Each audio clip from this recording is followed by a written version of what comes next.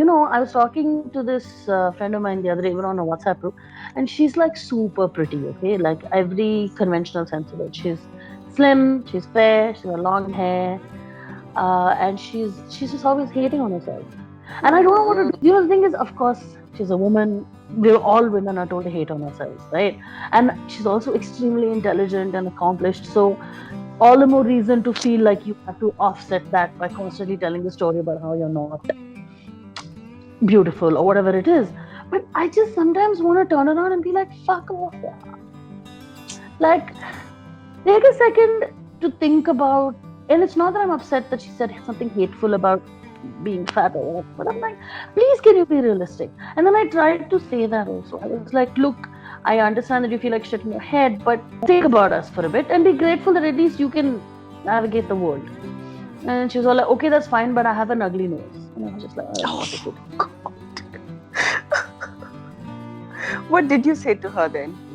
I said, no, you're missing the point. But I'm trying to say that you're not ugly. Everybody is beautiful, and it's the voice in your head that said it. Stop. But then, like, I was like, I give up. It's so depressing. So yeah, sorry, it's not very cheerful chat today. No, it is, babe. It is. It's very depressing, and actually, there's nothing that you can say which will help. At least that's my experience. That there's nothing that, because it's conditioned कि भाई मुझे तो, I'm not like that. And sometimes I think it's just because, I don't know. I mean, it's just a question I'm asking you. Does she actually like not put up photographs and Photoshop, and has she actually like gained weight? Or? Pictures. I don't know what she's done. I don't know. I mean, she looks the same in the 2 years I've known her. And she's super pretty and all of that. But I actually think sometimes, that it's, nobody can tell you these things. Like, even with myself, I'm not that anyone took time or effort to tell me I was pretty. They just said, no, you're not fat. But, not the same as saying but you are pretty. I am. Plus, yeah. Yeah. But yeah, I feel like it's just something that comes from the inside. But sometimes it just makes me wonder why we bother. Because how much programming we have to undo? Well, we have to bother because someone bothered and it helped us. That's what I feel. Someone bothered and it helped me. Fair enough. So, may as well bother. So, I told you I woke up in the middle of the night. So, naturally, all of these things were in my head. And you know what I was thinking was that, for example, me, I'm such an outlier. I don't think there's a single space I go to where I'm not the fattest woman in the room. Okay? Yeah.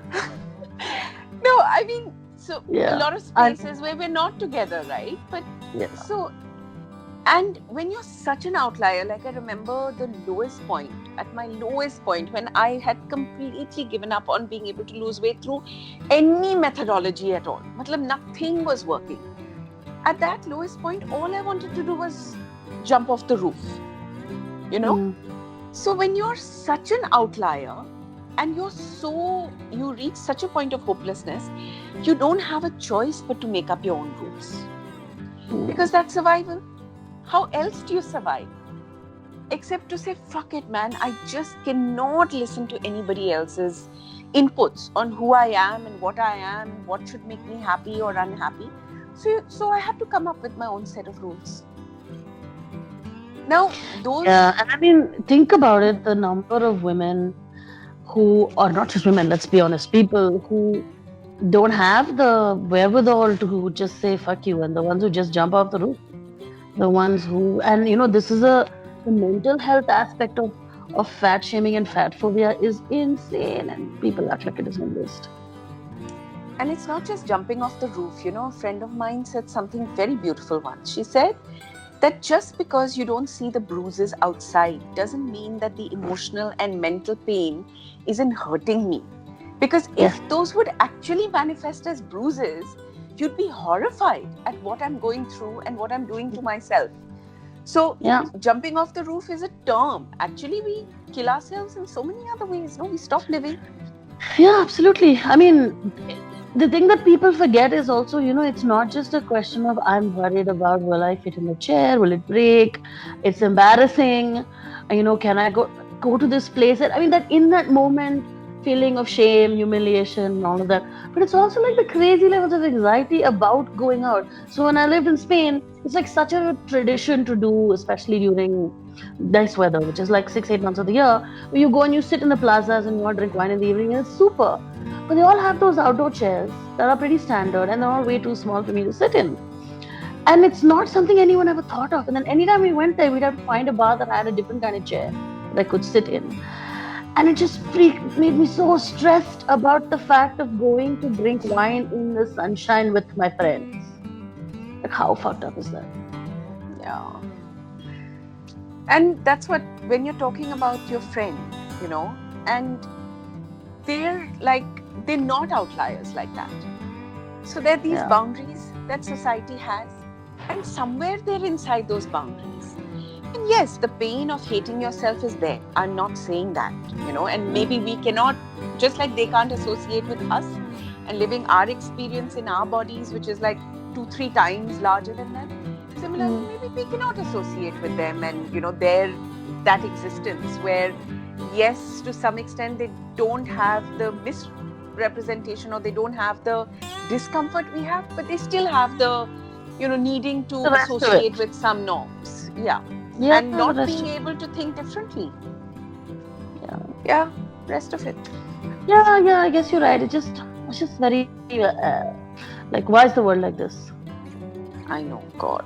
There used to be a time when people would start talking about diets or exercise or clothes or weight or anything, and I'd just want to like disappear, because I'd be like, if they're saying this about themselves, what on earth could be their view about me?